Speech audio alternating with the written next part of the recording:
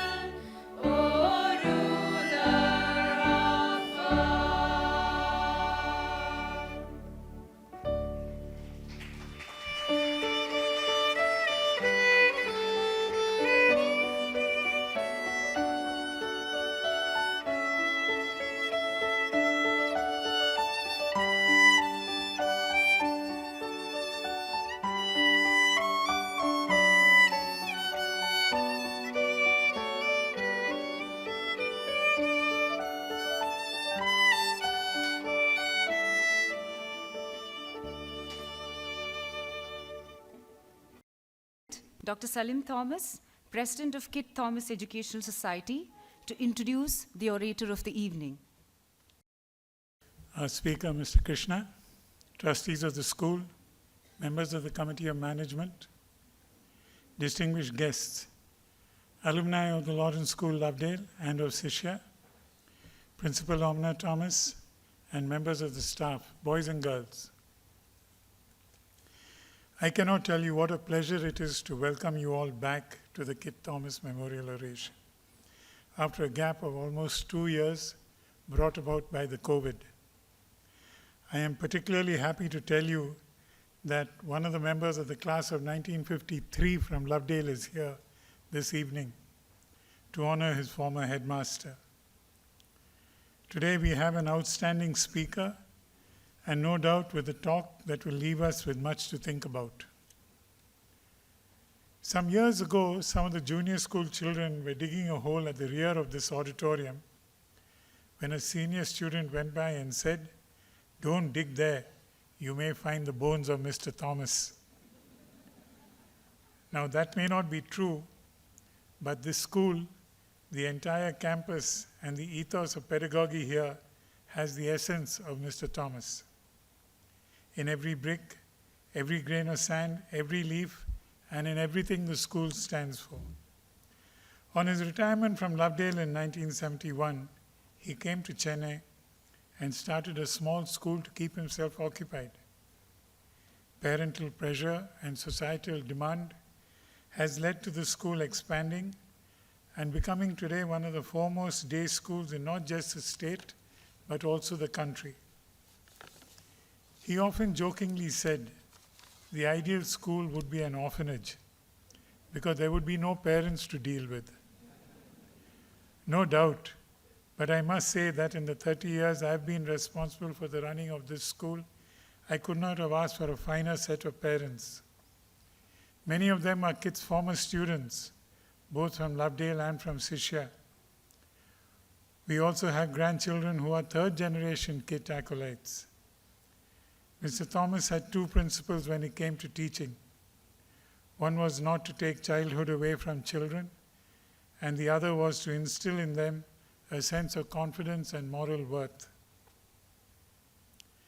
I'm not surprised that many of his former students have seen fit to send their children and their children's children to KIT school. I had approached Mr. Krishna back in December 2019 to be our orator for April 2020. The unexpected advent of the pandemic put paid to that. But we appreciate the willingness with which he accepted our renewed invitation. Sir, we are honored to have you deliver the oration in our Golden Jubilee year. Mr. Krishna is no stranger to controversy. I had thought to describe him as Carnatic musician and social activist in the invitation. However, his incisive and immediate response was singer, author, activist. This description clearly indicates how he views himself, and not in isolation, but in merging them to his needs. His performances of Carnatic music have varied from music built on the old forms and stamped with a new authority, awakening of his own interpretations. He has also written extensively about the social aspects of the performers and those who created the instruments for them. Some years ago, his social activism put him in the bad books of the Delhi bureaucracy, and he was refused permission to perform in the capital. Delhi Chief Minister Arvind Kejriwal was quick to offer him another stage to perform on to demonstrate his talent and skills. Mr. Krishna has been recognized nationally and internationally for his efforts to use music to eradicate the barriers of caste and community by the universality of music.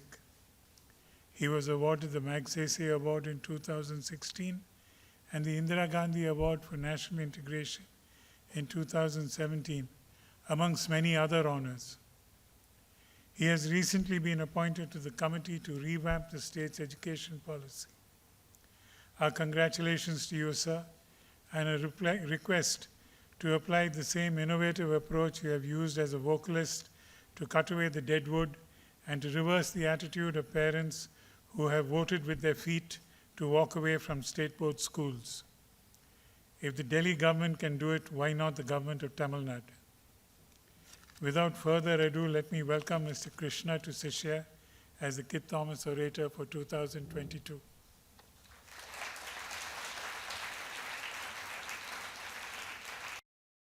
Good evening, and thank you all for inviting me to deliver the KIT Thomas Oration for the year 2022, and delayed by 2 years, but I'm so glad that it's happening in person and not on some digital medium and virtual interface with everybody uncomfortable with what's going on.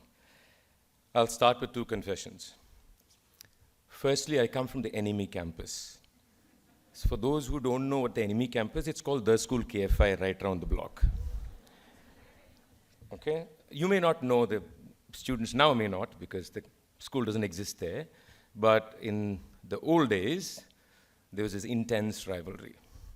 Not that there were too many schools in this vicinity anyway, so if Sishya came to play basketball in our campus, there was serious trouble.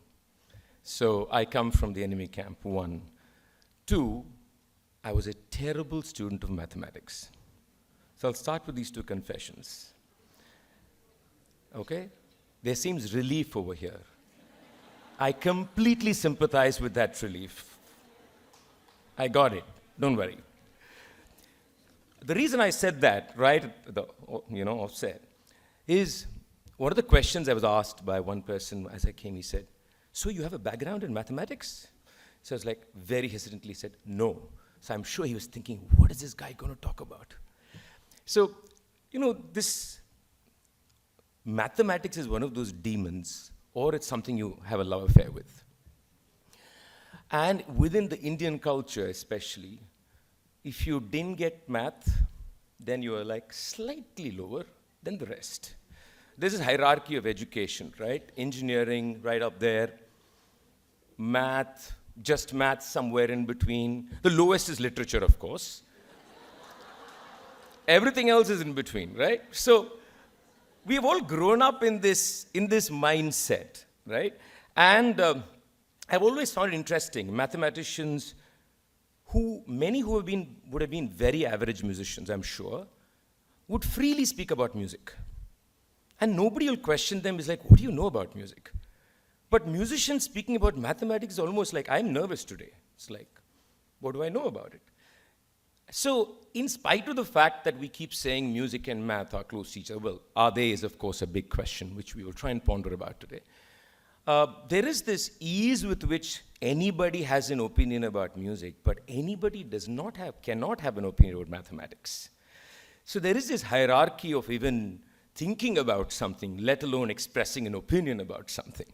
So, I'm coming from that background.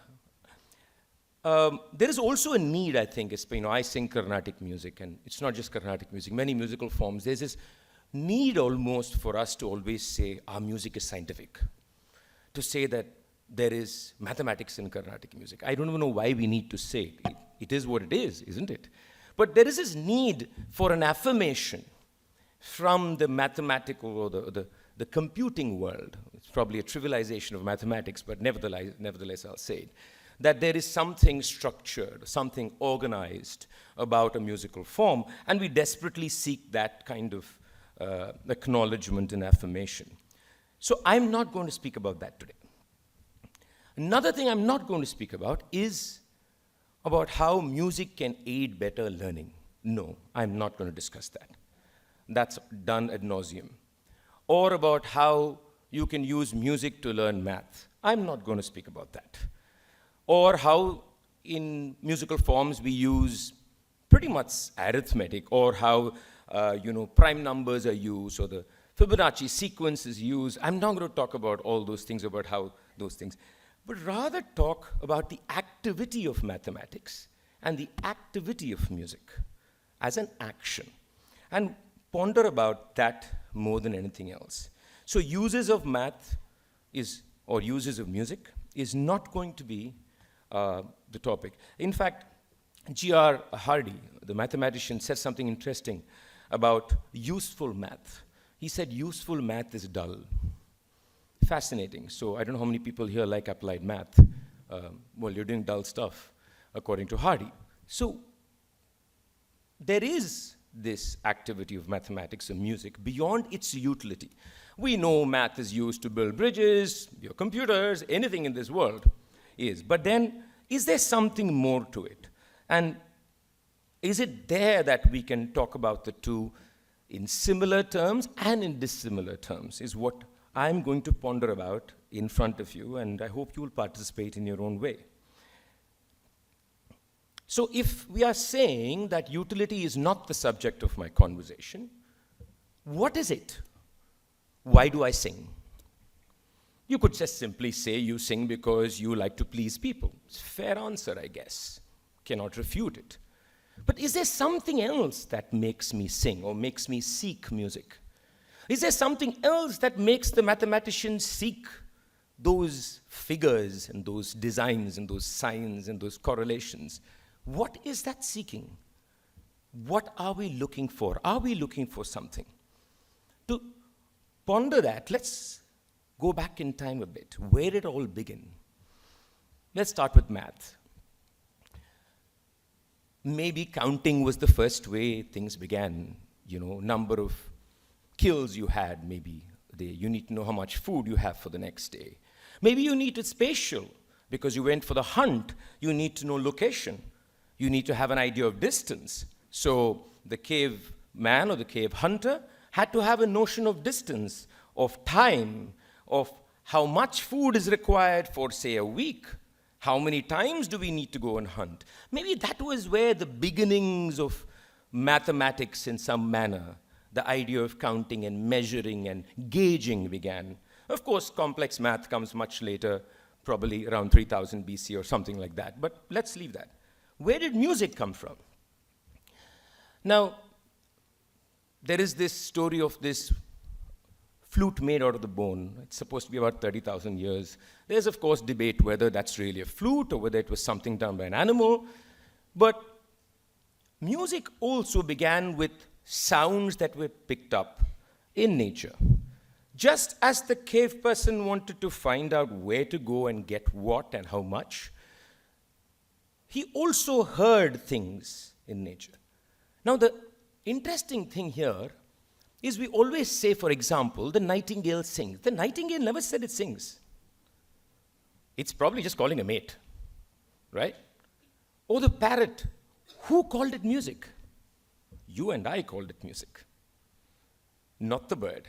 So, very much like math or the idea of measuring or understanding that was derived from a human action of association, music also was a human action of association of finding meaning. So, whether it was flutes out of bamboo or out of bones or whatever, music was something the species created. The species felt a need for. But why? Why did we need music? There was no necessity for music, is what we can argue. It's something that is still being pondered about. Why was music created? Why do we have all these things around us? And here I will try and see if I can look at two things that are common, or one thing first that's common between the two. As a species, there is one thing that we all do, and which is very common to mathematics and music, which is pattern. And our whole evolutionary process has been about our ability of recognizing patterns. We recognized day, night. We recognized stars. We recognized forms. We recognized herds. So, and in music, it's very similar. You recognize patterns. So at a very basic level, both these activities are about recognizing patterns. But it's not as simple as that. I could recognize patterns of two birds making a sound. But music is not just that, is it? And neither is math. It's not about recognizing that there is a pattern in the sky or there is something about the leaf. It is not just that. There is another aspect to it. The literal that is being seen in nature, in both cases, somehow is internalized and understood in a non-literal manner. In other words, the leaf has certain designs, but that design itself may have a meaning or may have a comprehension beyond that leaf. Or in musical sense, if I was going to say the same thing, there may be a sound that I heard from something, but I want to know what is it about that sound beyond the fact that I heard it on this day from this bird or this animal. So the translation of the literal to beyond the literal is a very important aspect of both activities. And the only way we can do that is by doing something called abstraction. And I want to talk about abstraction a little bit. To explain abstraction in very simple terms, I stand before you and speak to you on this date, delivering the oration. This is a literal happening of today. But the idea of somebody speaking is not bound by this event. The idea of somebody speaking, somebody listening, is beyond this event and exists beyond any specific event. That is the abstraction of today's event.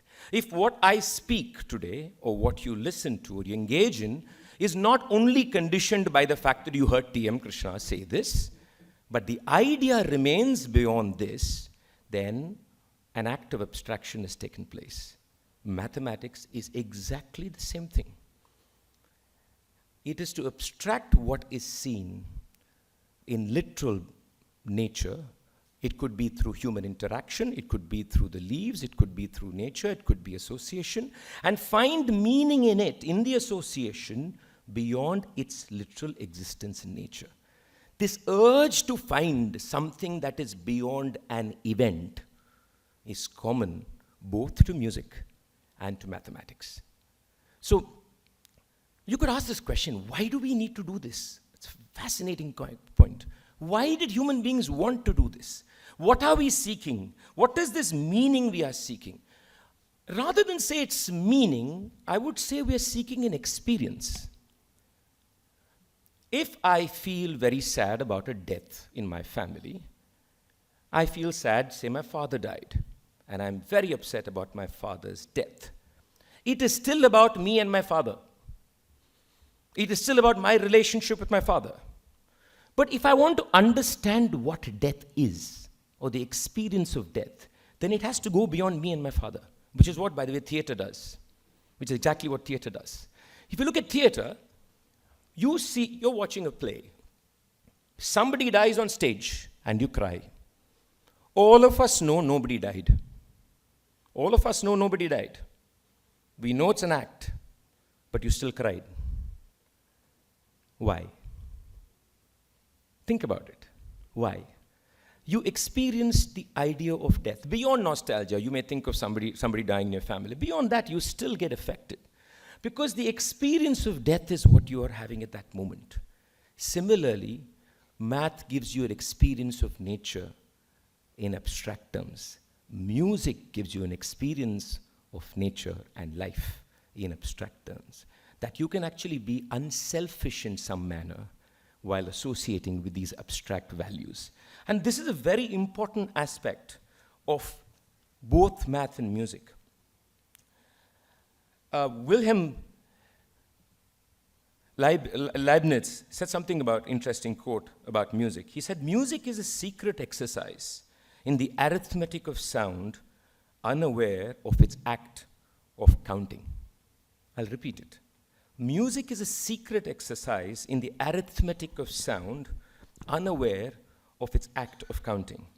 And Pythagoras said something very different but interesting too. He said there is geometry in the humming of the strings, and there is music in the spacing of the spheres. There is geometry in the humming of the strings, and there is music in the spacing of the spheres. What do we mean by this? Because none of these are literally true. None of these are literally true. Both these are experiential. To feel that there is a sense of counting without counting there in music is an experience. To feel the geometry in the music, but not recognize it as geometry, but just feel it, is an experience. And to also see the music in the spheres or of its spacing is something you experience. So unlike what we think of math, of it being something about nuts and bolts and something about, very, very, very tactile and literal things, Math is actually something beyond that, which is why there is this madness to mathematicians as much as there's a madness to artists and musicians.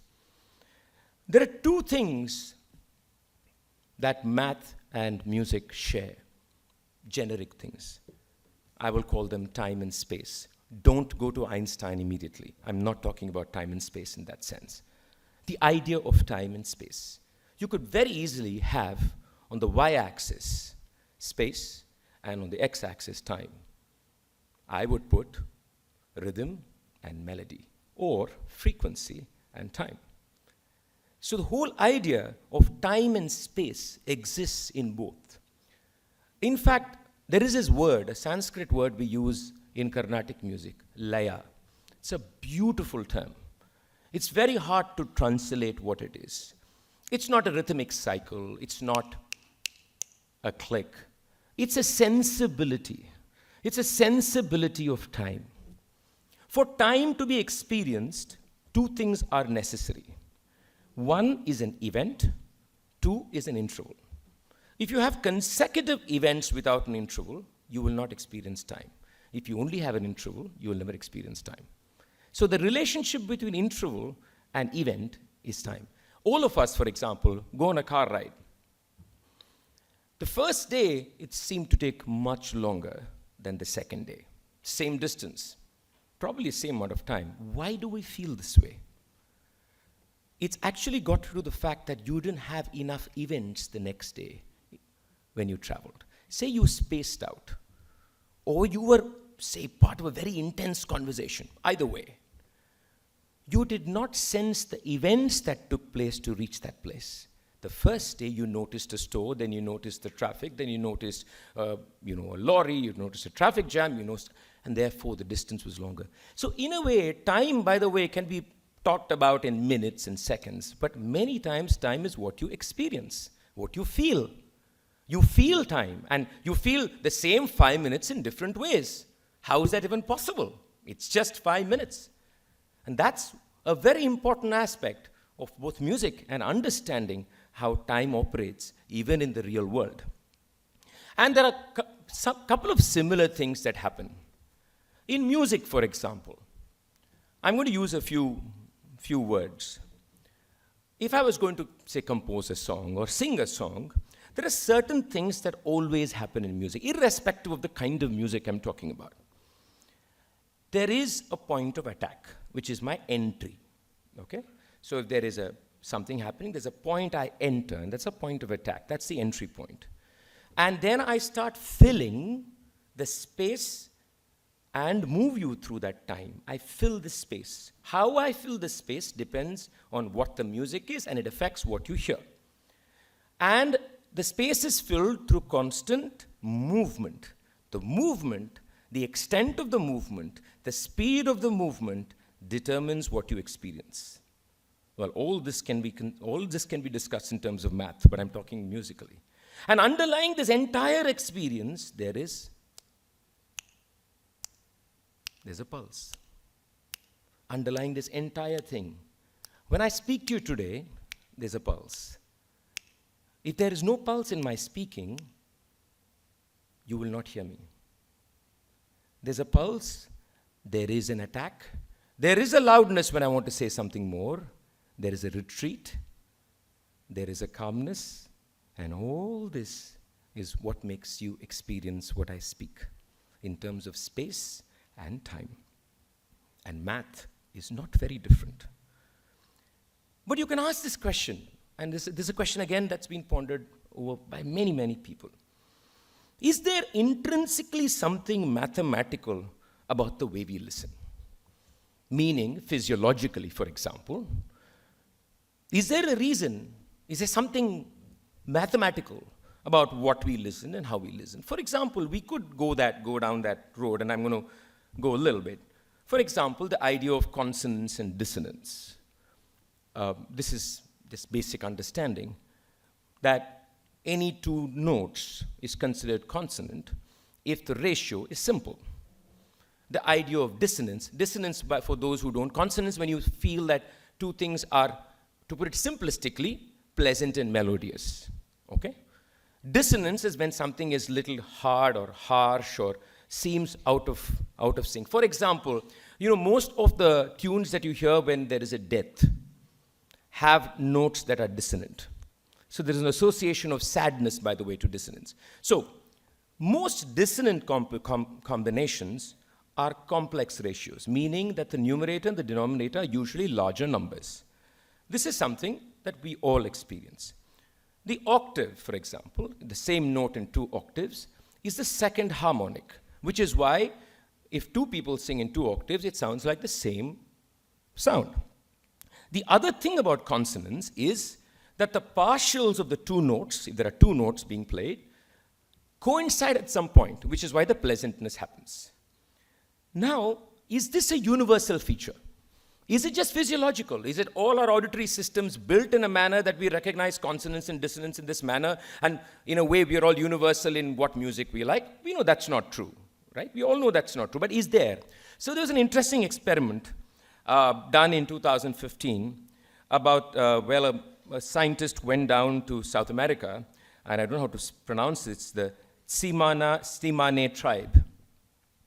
And they tried to go to a tribe who have been, shall we say, least affected by Western ideas of tone and sound, exactly? I mean, least influenced, to find out whether they also perceive dissonance and consonance like we do. According to his study, he said they distinguish between the two. Yes, there's a distinguishing feature between the two, but there is no preference. It's not like they prefer consonance to dissonance.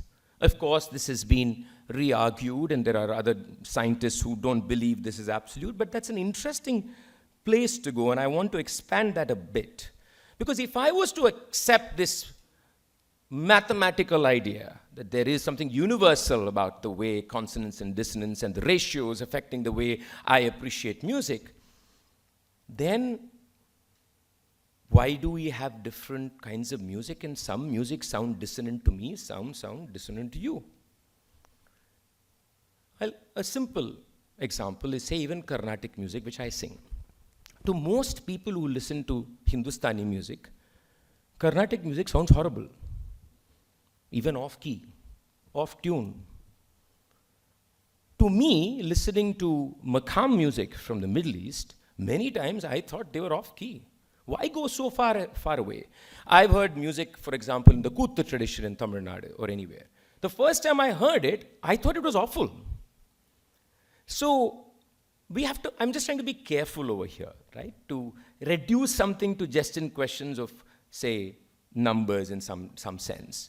Because many times then we are judging other forms of listening, other forms of hearing, other forms of appreciation. So there may be a universality, but singing in pitch, we all think we understand singing in pitch. But it is culturally specific. It is specific to every form. When this idea of, there are people who can, or children even, who can identify perfect pitch. You just put one tone and they'll tell you it's this pitch, they'll tell you that's pitch, they'll tell you everything. But to sing in pitch is different in my music to different in another music, to cinema music, to everything. So what is beyond the consonance and the dissonance and the habituated and even maybe our auditory system's functionality? One thing we know is that our entire auditory system is always learning. We know for example, the brain processes music in a different way from speech. There are overlaps, but there are also great divergence in it. Many more parts of our brain are activated when music is heard. So there's a lot happening. And since I spoke about pitch, let me throw in a few words. They are words out of math, out of numbers, and they are also words we use in music. Frequency, for example. Now, frequency can be anything. That's a frequency. Pum is also a frequency. What's the difference between the two? This is non-harmonic. Pum is harmonic. That's the only difference. And if you speak to a physicist or a mathematician, they will tell you a harmonic frequency is a tone. But a musician like me will not agree. I will say there's something more to it.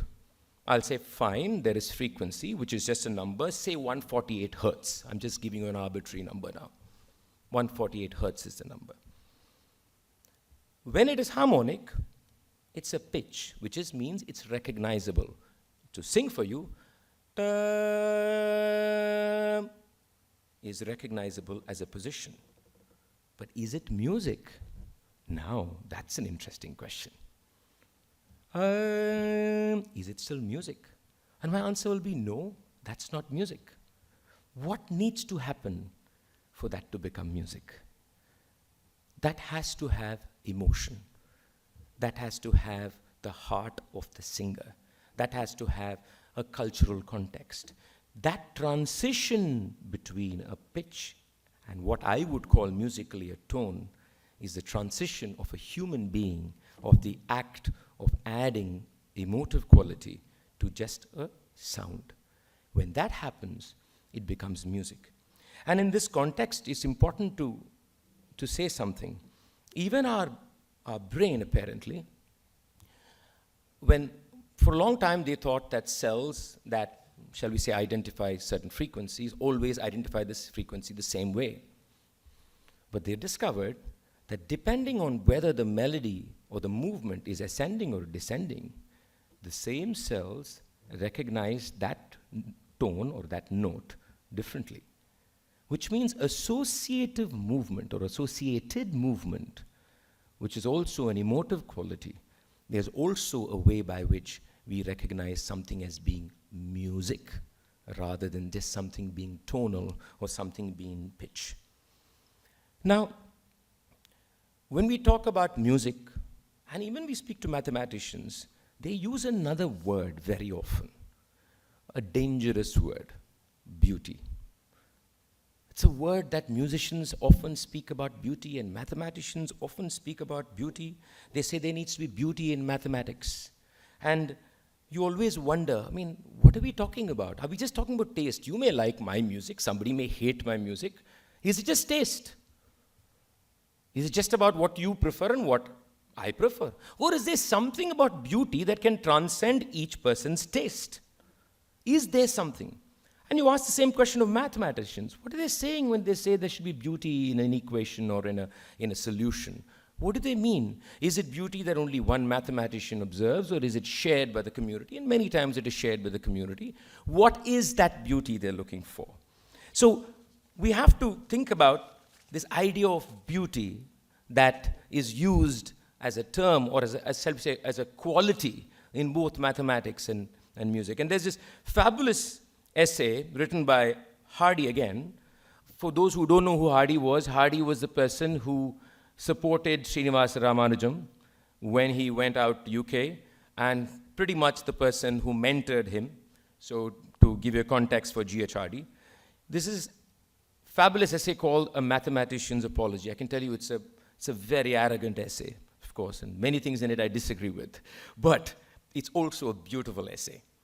And there is this passage I'm going to read from that essay, which has always captivated me. The mathematician's patterns, like the painters or the poets, must be beautiful. The ideas, like the colors or the words, must fit together in a harmonious way. Beauty is the first test. There is no permanent place in the world for ugly mathematics. Fascinating. He's used entirely terms that I would associate with the world of art in describing mathematics. And in the words that he's used, 3 words for me stood out for inquiry. One was beauty, beautiful. The other is the idea of harmonious. And the third, the notion of permanence. He believes that mathematics must be beautiful, it must be harmonious, and only if it is beautiful and harmonious is there a space for it that makes it permanent. And when I first read it, it of course got me thinking about music and said, do we think in this manner? Or what does he mean by beautiful? What is he looking for in beautiful mathematics? What am I looking for in beautiful music? Of course, I prefer certain musicians, I prefer certain kinds of music. So the first question is, am I really looking for beauty when I prefer things? And I want to push this a bit before I proceed. Or am I just reacting to my habit? In other words, like I said, I heard some kind of vocal music which I thought was awful, off key, just terrible. Was it really terrible? Or was I incapable of seeing its beauty? Was it really terrible, or was I incapable of seeing its beauty?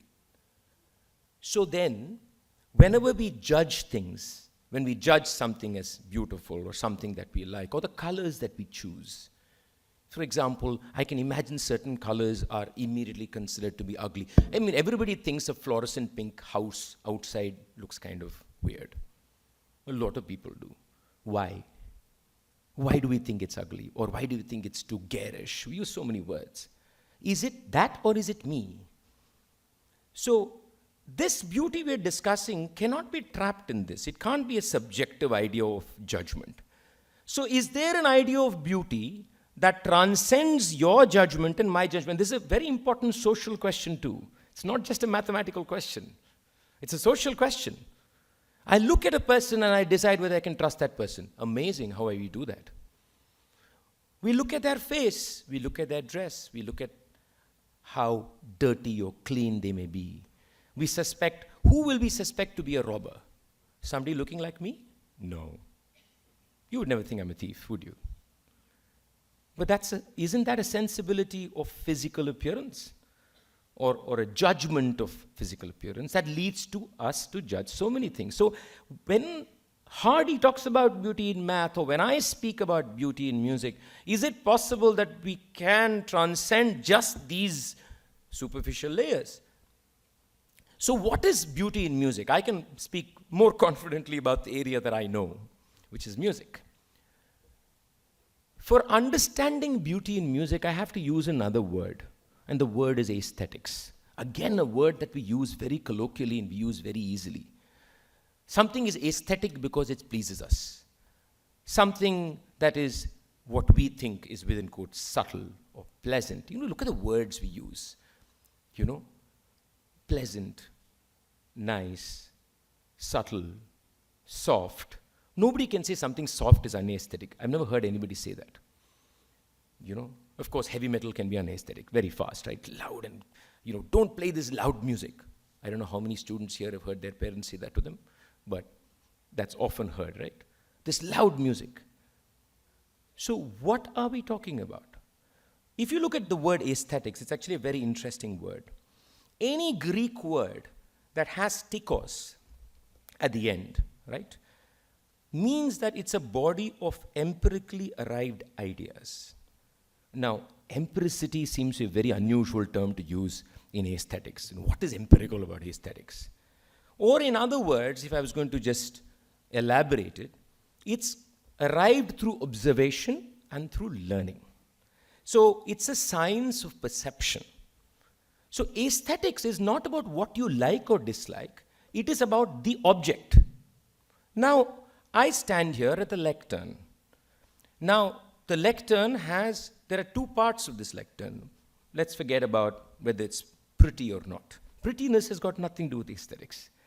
It has, an intention of how it's built. It must be in such a manner that you see my face, that it's around my chest that it is there, or the mic is adjusted.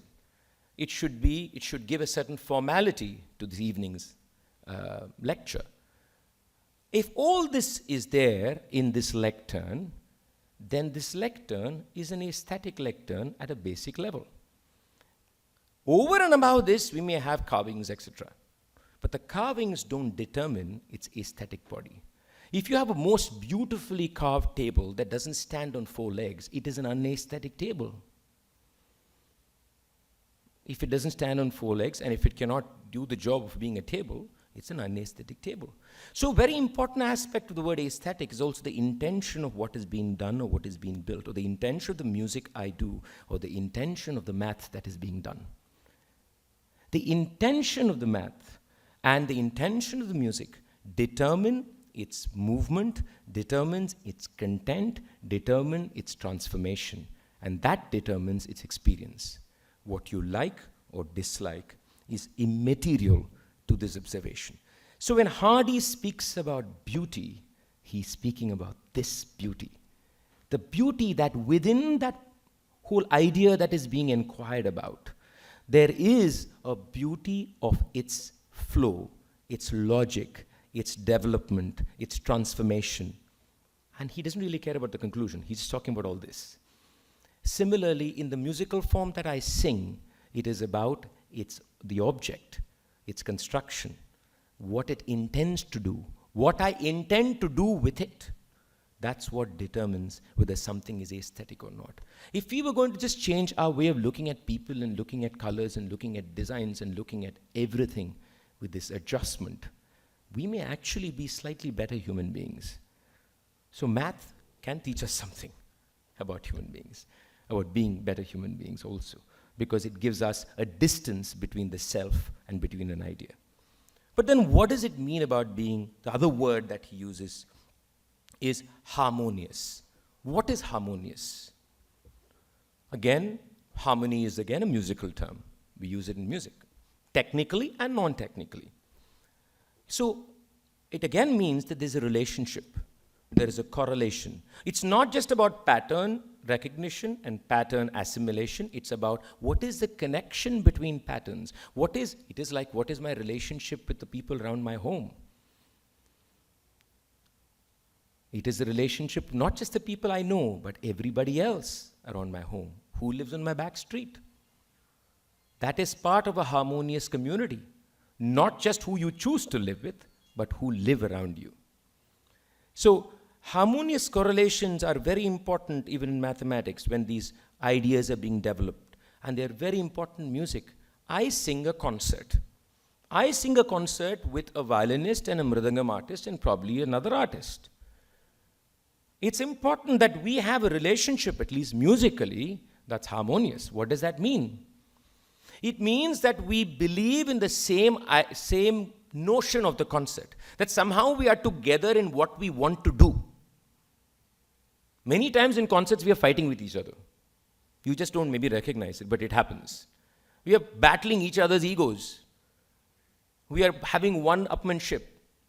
One person decides that if I want to pull somebody down, I go to the extent I can to pull that person down.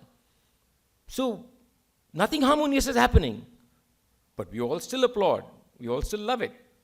But there is nothing beautiful really happening that day. And as musicians, we've experienced it many times. We come out of the concert absolutely either filled with our arrogance or dejected or angry or upset. We may have got a standing ovation, but there's nothing harmonious. And the harmony comes from being together. This togetherness, whether it is ideas, whether it is human beings, whether it is melodies, is all the same. And according to Hardy, it is only when there is this, shall we say, unselfish understanding of beauty, this unselfish understanding of harmony, is there permanence in math. And maybe there is only then permanence even in music. And maybe there is permanence only in society, only if we have this attitude when we make art. But many people also say this, right? Music is about emotion. Math is this cold-blooded thing. Like mathematician with a piece of paper or a blackboard, where is the heart in it? But that's not necessarily true. If you speak to any mathematician, they will tell you that the result actually doesn't matter. There are so many mathematicians who have worked for years and years and years and have not found a solution. Then what are they doing? There's another issue here. We use this word problem right from school, right? That's such a problematic word. For math, it's not a problem, isn't it? Is it a problem? No, it's a fascinating possibility. Why don't we call it that? We call it a math problem. The negativity starts right there. But actually, it is not a problem. It's an idea. It's a possibility. It's a question. It's an exciting moment. I can tell you, I never found it exciting when I was in school. Now I can give you all this, but that apart. You know, we never think of math in that manner. Or even in music. I sing a phrase of music. When I teach my students, I always tell them my job is only one thing. It's actually a very simple job if only I can do it well. Is to point to a possibility that you don't see. That's all. As a teacher, that's all my job is.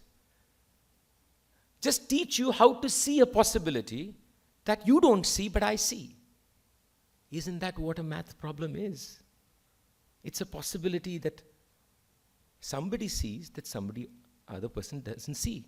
And that possibility is exciting. And then you go past it, you go into it, you go beyond it, and maybe it transforms to a completely different being, just like in music. Where we begin and where we are after 20 minutes sometimes are so disconnected. We are like, where did we start? And it's the same with a lot of work in science too. So both, I read a piece where a mathematician said, mathematics must excite the soul. Thought what such a beautiful expression. Mathematics must excite the soul. It's an emotional experience. Eureka, for example, was an emotional moment, isn't it? He screamed Eureka. It's excitement. And why did he scream? Not because he solved the problem. He screamed because he discovered something. He stumbled upon something. This is very similar to the exhilaration I get when I sing something. I'm like, wow. Not because I sang it, but because it is just wow. We make this cardinal error of separating an intellectual activity and an emotional experience. We do it from school. We somehow think certain things are emotional, certain things intellectual. The most intellectual things you have to feel. You have to feel the most intellectual things. There's nothing non-emotive about the intellect. The most important computations that you do, you have to feel because you've gone somewhere with it. It could be in any field of activity. It could be economics.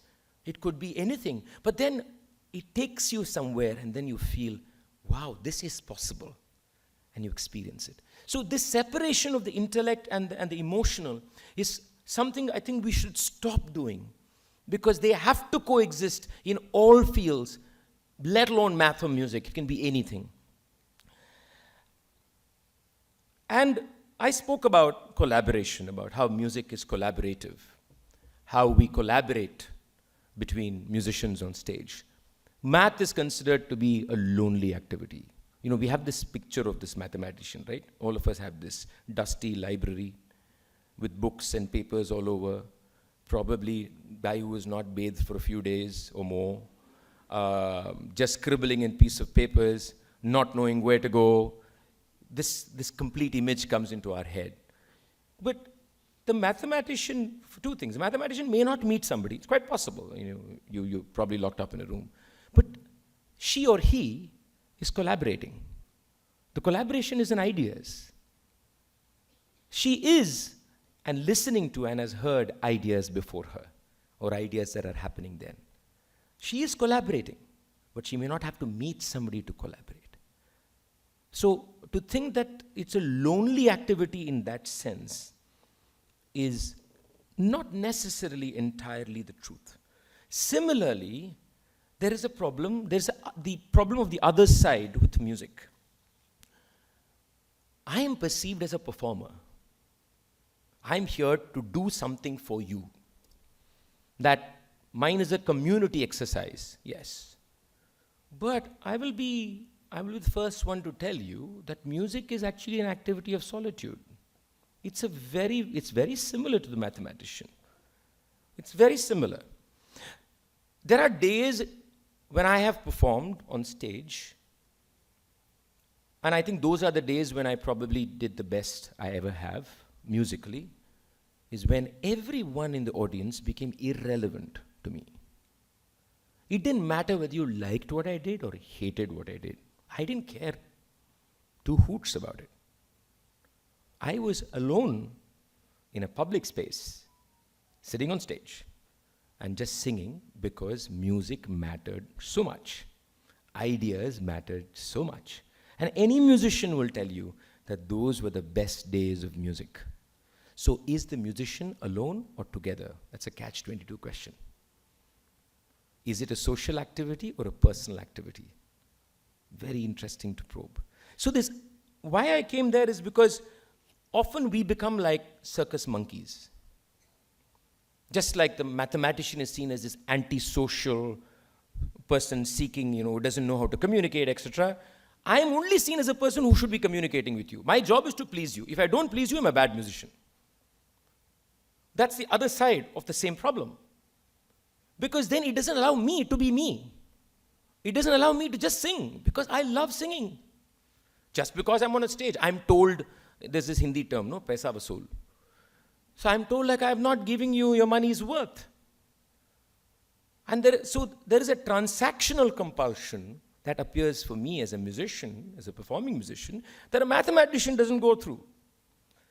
But music actually lies beyond this transaction. So the question that again appears is, can we as audiences, I'm including myself, if I was seated on your side of the auditorium, can we respect that solitude even though it's happening in front of us in public? There is this story I always say, and I've had huge arguments with my students about it. I've said it in 2-3 public forums, and I'm going to repeat it here, and my student has vehemently fought me on this. So one of my teachers was the great musician Shammangudi Srinivasayar. And I joined him much later in his life, which was good, because he was far sober and he was far nice and more pleasant than what he was supposed to be when he was younger, at least to his students. So whenever I went to his home, which was in Roypeta, I used to make it a point to go to the window. And I would stand at the window. He couldn't see me. He would sit in, I don't know how many young people here, there's something called an EC chair. So it's one of those long chairs with 2 pieces of wood that go that way and you can stretch your legs on it. He would be pretty much reclining on that. And he would be humming something, singing something. And I would go to the window and stand there for 15-20 minutes. He wouldn't know I'm there. At least initially he didn't. And I would listen to him, because he would sing music like I've never heard him sing anywhere. Okay? And after that I would enter, and he caught on, and then he asked me, so you were standing there for 10 minutes? So I said, yes. So the question that always bothered me is, why doesn't Shammangudi sing that music when he's on stage? What prevents him from bringing this quality when he's in front of 1,000 people? There have been counter-arguments saying the public space is different, each space has different tones, all accepted. But there is something that is stopping him from being that free person who is just in that embrace of music when he is in front of us.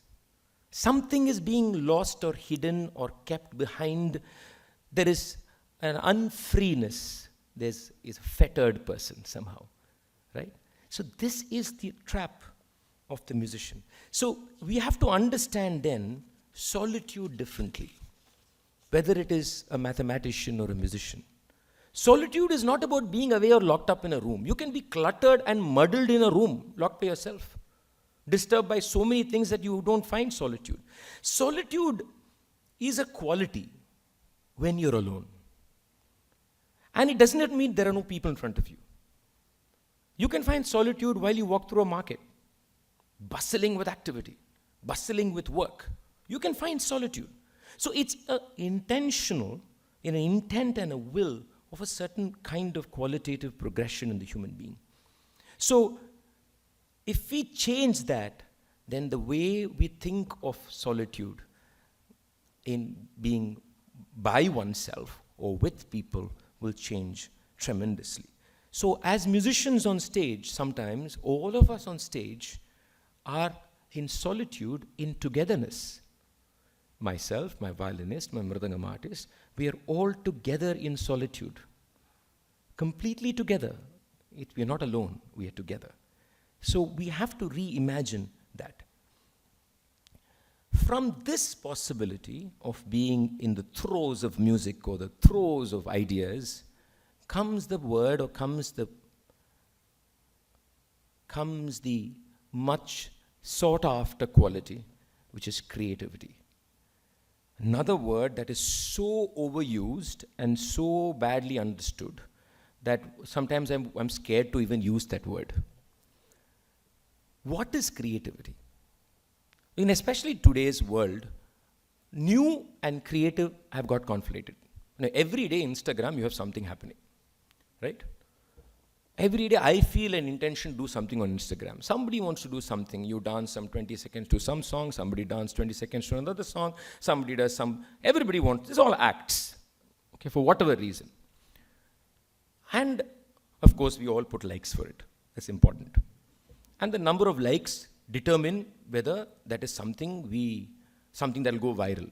Now, when it goes viral, does it mean something great has been done? Or something new has been done? Or something creative has been done? We're all confused. Truly, we're confused. We don't know.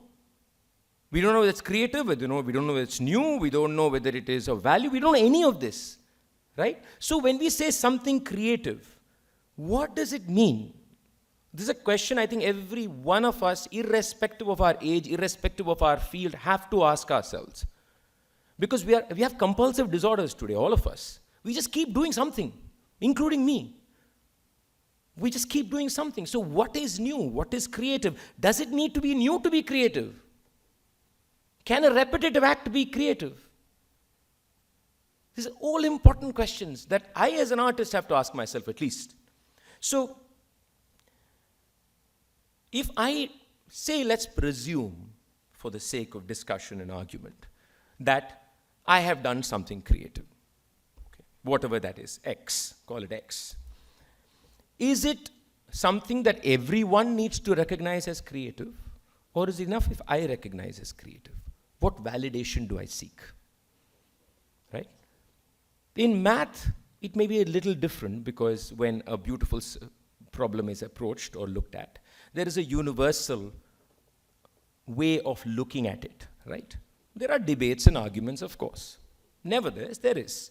But in areas like music or something, it's a little more layered because there is no objective way of looking at that melody or that singing.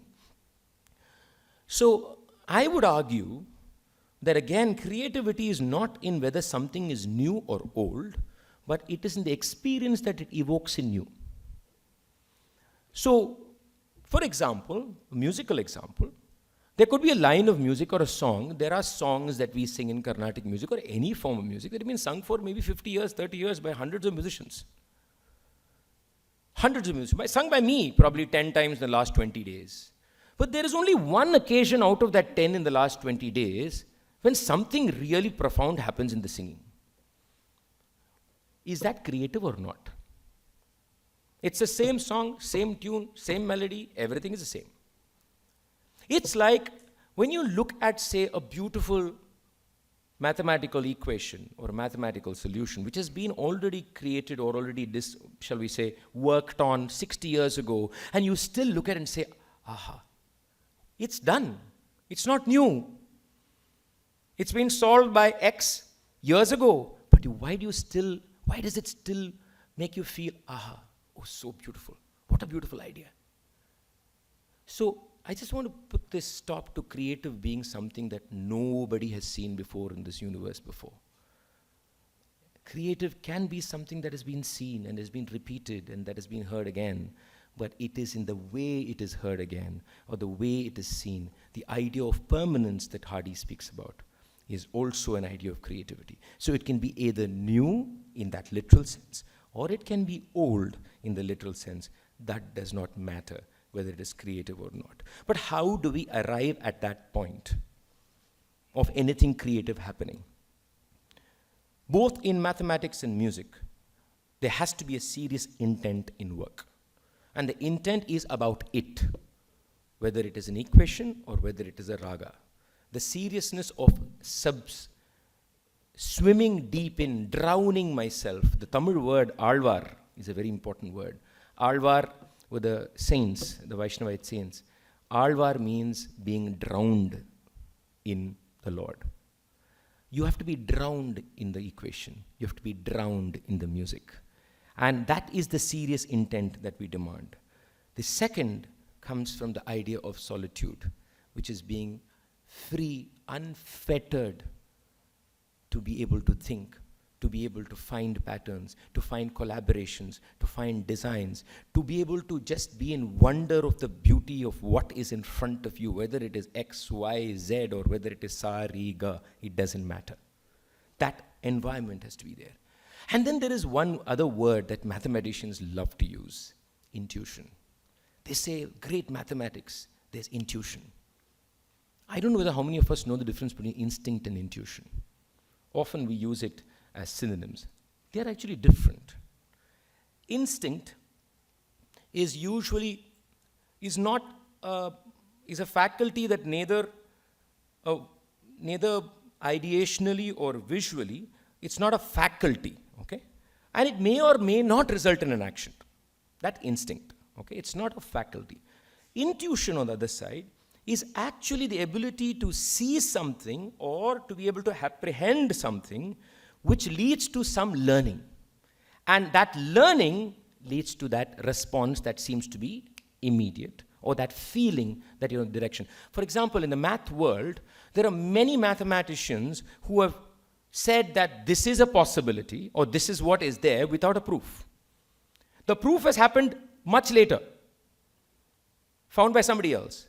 Now, how did this mathematician know that that was a possibility without proof actually giving you the proof? Because the learning that the mathematician had and the observation that the mathematician did gave her or him the feeling that this is where it is.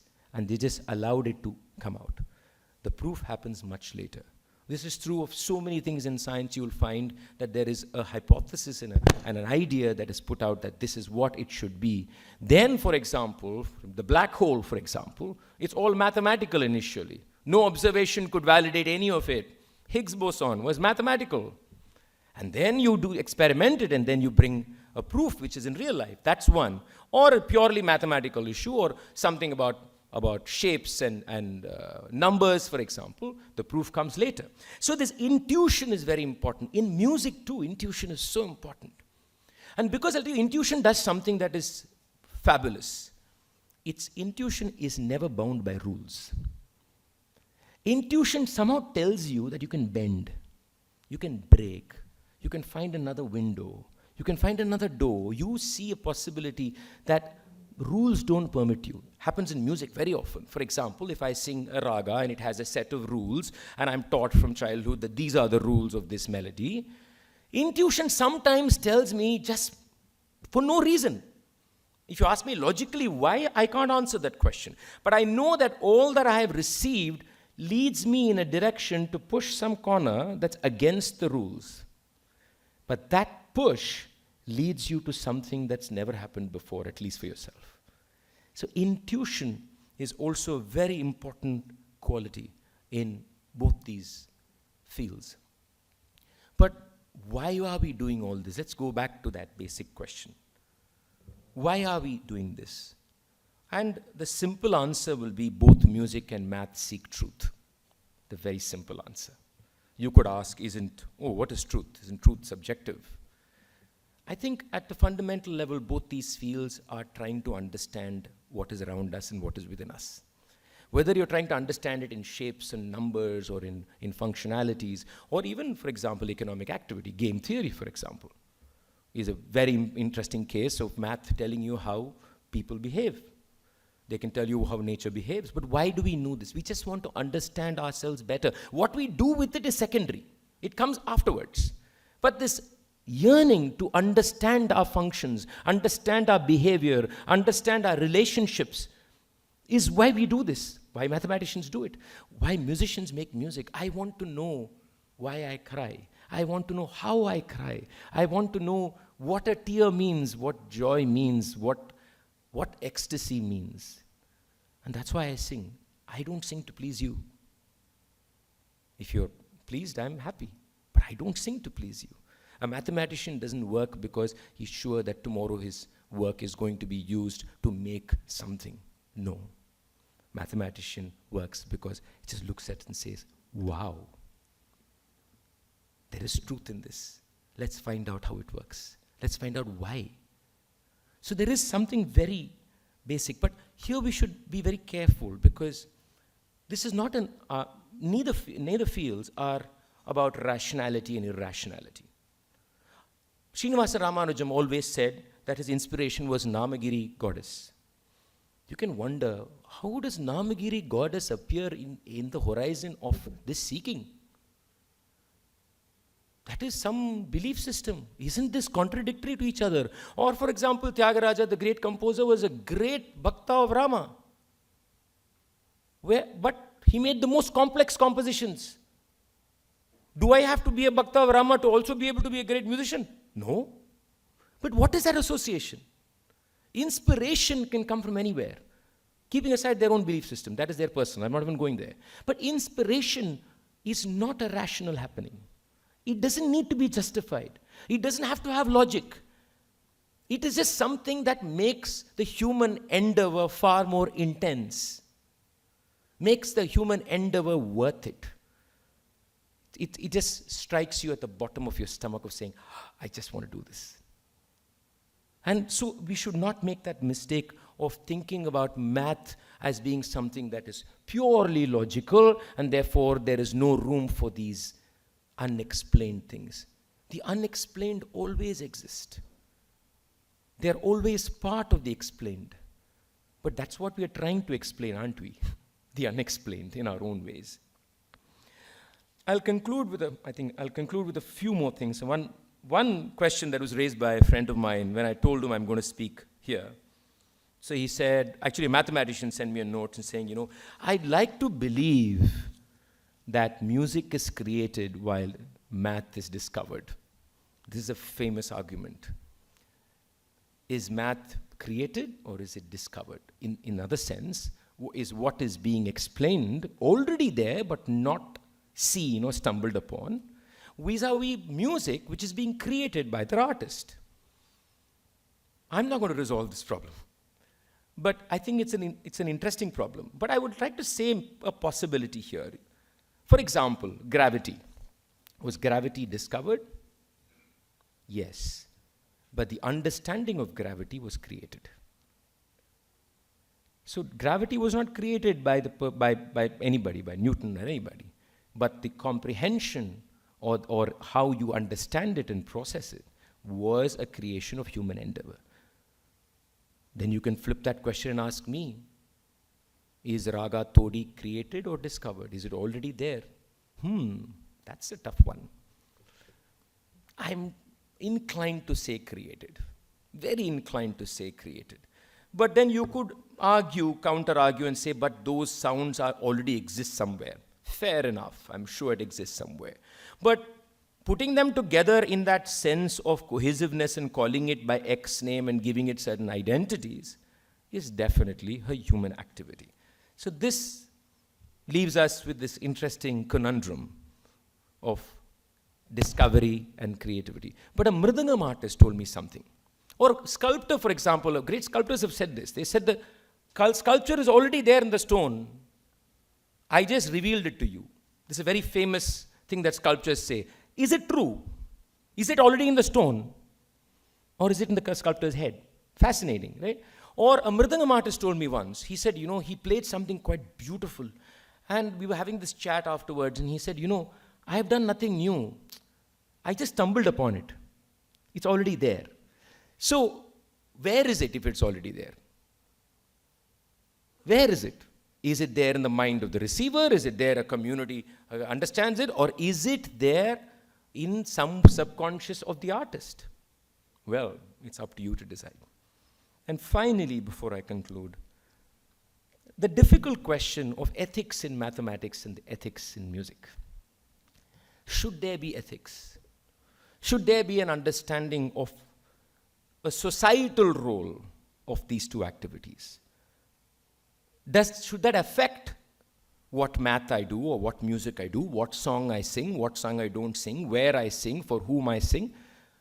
Does it need to be at the back of my mind? There is again no absolute answer for this one. There is no absolute answer for it. But is the problem here, or is the observation slightly skewed? The ethics has to be in the individual, not in music or math. What excites you or what moves you in a direction determines your ethics. So the problem is not having ethics in math or ethics in music, in what I do or what I search, or whether my equation is going to land up making a horrible weapon. That's not the problem. Or my algorithm is going to be used, for example, for trolling people or for abusing people online. So is the man who made the algorithm an evil human being who didn't think of it? It doesn't work that way, does it? No, it's far more complicated. But then there is that question of our ethics when we are part of an endeavor, irrespective whether it's music or math or business or whatever it may be. What is it that drives us towards an idea? Why do we push an idea? Does the idea need to be challenged within ourselves? Do we need to question the ethics of the idea? Again, I don't know. But it is something that we should keep in mind in anything that we do. I'll conclude now. I think I've pretty much spoken for about 40 plus minutes. But I'll conclude by just saying one thing, that I was not here to speak about equations and about music and about how we use arithmetic, because to me that is still a superficial level of seeing disconnections and connections between these two fields of activity. But these two fields of activity, the most important aspect is the idea of abstracting human experience, is the idea of understanding human experience, human behavior, human living in a manner that is not bound by our limitations of habit, culture, judgment, etc. Both these fields hope that by seeing something from afar, from beyond the personal, we will see it hopefully for what it is and not for what we want to see it as. So both are seekings that don't stop at or for answers, importantly. A mathematician doesn't stop just because he solved one problem. That's just one step. Because the answer, both for a musician and a mathematician, is only another question. If I understand something in music, that is still a question for something else. And therefore the seeking continues, and it continues because we are seeking that elusive truth. Thank you very much.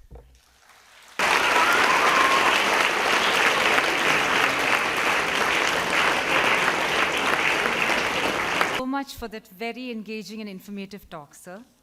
I'm sure many in the audience like me, and absolutely, definitely my students, will go back with an absolutely new perspective on music and math today. We now have the felicitation and presentation of memento. I request our principal, Mrs. Omna Thomas, and Ms. Sandhya Thomas, granddaughter of Mr. KI Thomas, to do the honor.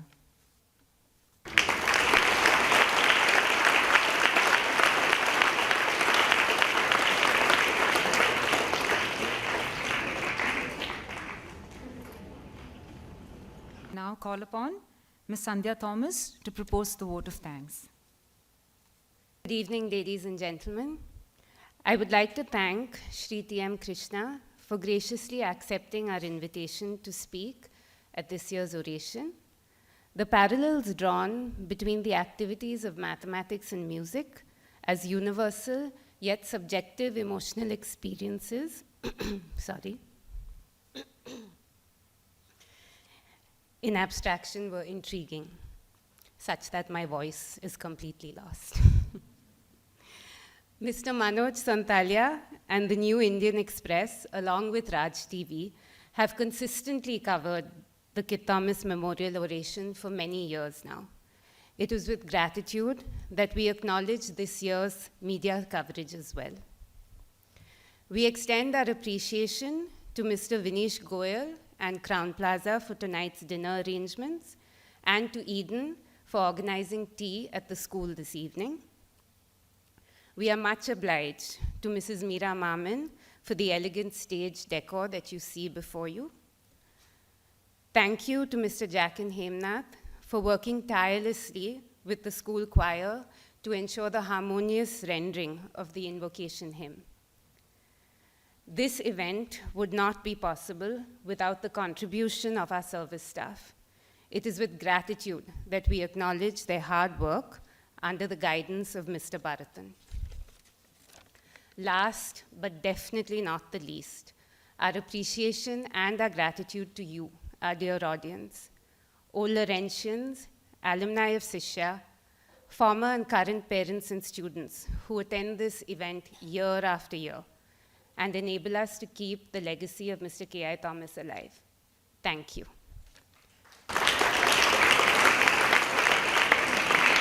Please stand for the national anthem.